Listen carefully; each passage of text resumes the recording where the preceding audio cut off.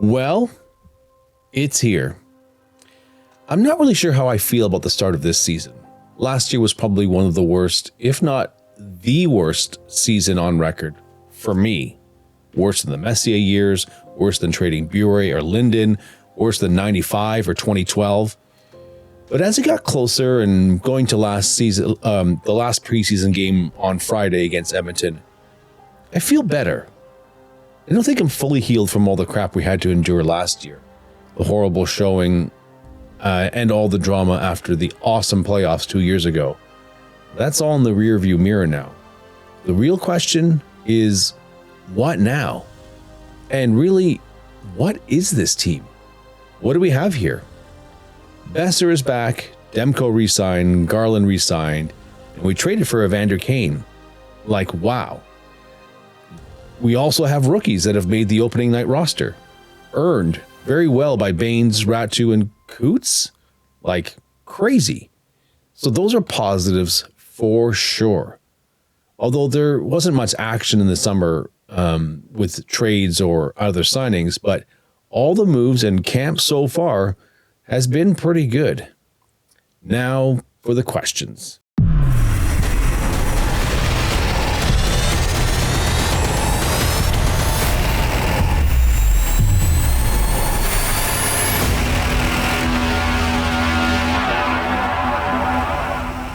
How is Pettey? How will he be? How is Chytil? How will he be? Will he stay relatively healthy? Quinn Hughes. What will happen? We all want to know. But overall, we're pretty solid. Our goaltending is excellent. I'd say it's one of the best tandems in the league if Demko can stay healthy. Our D. It's a great D. It's a solid D. I would say we're a top 8 D core in the league. Of course, Quinn tips the scales for us, but we are solid. We should be pretty happy with this. We have depth on D. Because once you get past the top 4, Mancini, Forbort, and Joseph are all waiting there in the wings. That's all great depth. And come playoff time, you can't have enough D, so that is great. Forwards. Now, our bottom 6 is pretty darn good. Sherwood, Bluger, O'Connor, they're solid veterans. So we'll see how Sherwood is going into his contract year, see if he's going to have a repeat performance of his incredible hitting record that he set last year. And Bluger too is in the final year of his deal and will also be a UFA. The young guns, Bains, Räty, Cootes, and Lekkerimaki. This is a bit unexpected to me, as I thought there would be just one spot past Räty that would be open. But Höglander's injury opened up those conversations, and those names mean that Linus Karlsson is possibly looking on the outside looking in. But overall, it's pretty fun actually. And everyone that sticks is getting valuable development time. Okay, the top guns. Boeser, Kane, DeBrusk, and Garland, they need to do their thing. We all know what they're capable of and what reasonable expectations of them will be. And that just leaves the last 2 top guns, Chytil and Pettersson. How will they be?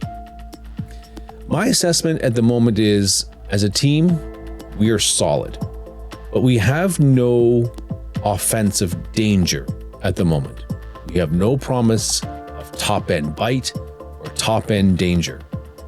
Right now, the only game breakers we have are Hughes, Boeser, and to a lesser extent, Garland. But I guess Kane and Chytil fall into that category too. But Chytil and Pettey need to show their stuff.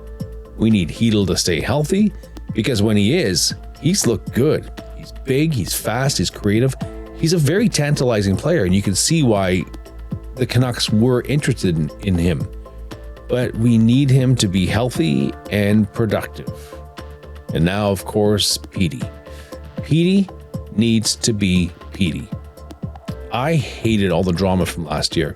In fact, it made me not want to make any videos, or a lot less of them for that matter, because it was so painful to go through that experience.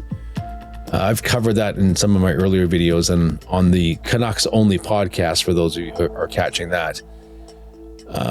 I think for the most part, Canucks fans have put it in the rearview mirror. That's my take from looking at it on X. And I think that I've held on to it longer than I would have liked. The disappointment, the disgust, the pain of wasting a year that should have built on 2 years ago and really was one of the worst years in franchise history in my mind. So, what do we have? We will see. But in my estimate, a healthy Demko will give us 6 to 8 more points, which should solidify us for a playoff spot. And of course, Lankinen was awesome, and he's an unreal 1B option for us. And I would say to let Lankinen carry more games, a little bit more than Demko, in order to rest Demko and not burn him out before the playoffs.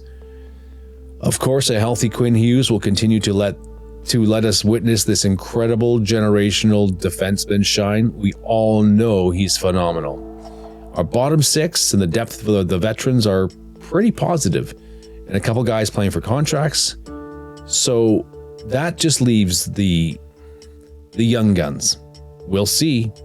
We won't know till after Christmas who is still here and who has what it takes to stick and actually contribute to this roster. In our D, well, we're very solid there. My guess is that we should beat out Calgary and be a wild card team. I think Calgary is going to drop a little bit, and I think we're going to rise. If we only missed by 6 points last year, then we should be good. And bumps in performance from those who did not or could not contribute will all help solidify our chances for the wild card spot. Well, that's it for this episode, and just before the season opener against the Flames. Go Canucks go. Thanks for watching. Please subscribe if you've liked this video. It definitely helps the algorithm. If not, well, then I'll try and get you next time with another video here on Canucks Quest. Thanks for watching, and remember, there's only one goal. Win that